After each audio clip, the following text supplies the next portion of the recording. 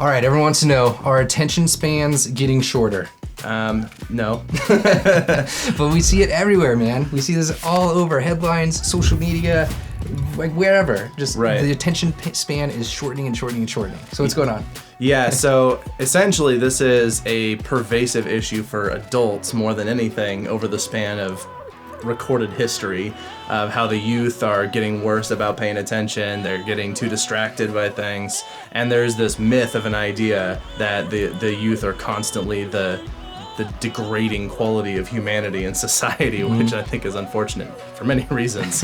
And so we just look for every time there's something new to be distracted by, then that is now sort of the boogeyman for our attention spans are getting so short we can't even finish this.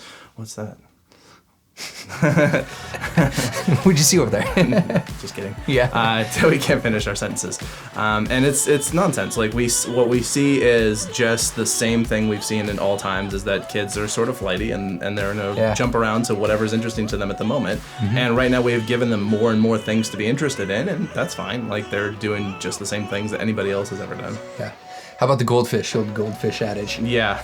Our attention spans are shorter than goldfish. Yeah. This is one of my favorites because we studied this in grad school a little bit, there's a lot of angles you can go on this problem, I guess. But what we were looking at is things have to do with memory and how well fish essentially would pay attention to things. And it really came down to how the incentive system was, and like, were you really clear on what your instructions were if you were trying to perhaps get it to do something, swim through hoops, instructions to the goldfish, run tasks, things like that. You just tell them, you're like, I need to swim to this hoop. Sorry, and they're like, I don't get it, man. Not verbal. I'm just cues. kidding. I should say cues. That's a good one.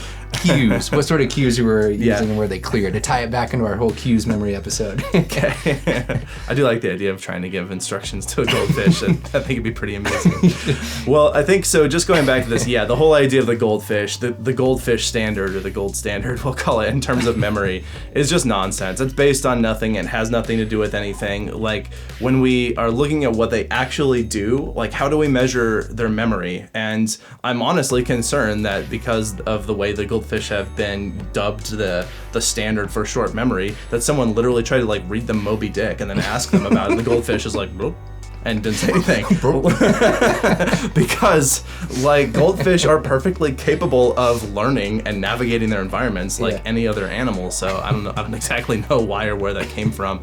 So that by itself is a problem. I feel like Dory and like that entire movie had a lot to do with this like resurfacing. That's probably, I have no evidence of this. It's all Pixar's that was fault. Part of it. Yeah.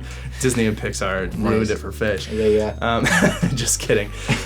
So the other problem with this is the definition of attention span by itself. And what do we mean by attention span? What does that look like? And we can't actually measure someone's cognitive focus on a task. So instead we have to look at something else, which is maybe how long they stay engaged with it. But then you run into problems like, well, what if they run to the bathroom and come back, or they look at something else that's related but not the thing that we're currently working on? How do we make these decisions, and ultimately are they just arbitrary? That's when your research goes from studying attention spans and ADHD. I think that's what's going on there, right? Well, and kind of what you're studying is something, and you're going to call that thing attention spans, which means that however you define that, you'll get whatever results you want. And it just benefits nobody, and it continues to lead down this idea that the youth they're lost because they can't pay attention to anything because Steve Jobs invented the iPad.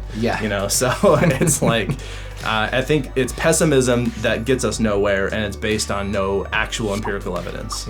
All right. We'll let everybody else decide. The links are all down below. Hope you enjoy it. Hope you're able to pay attention that whole time. Please comment how long you made it through this video. All right, if you're into this, please like, share, subscribe. If you want to see more of this, the top link in the description is where you can support and gain access to more videos. And if you haven't already, check it over here on YouTube. There's a few different playlists. I think you're going to enjoy them. That's your Daily BA.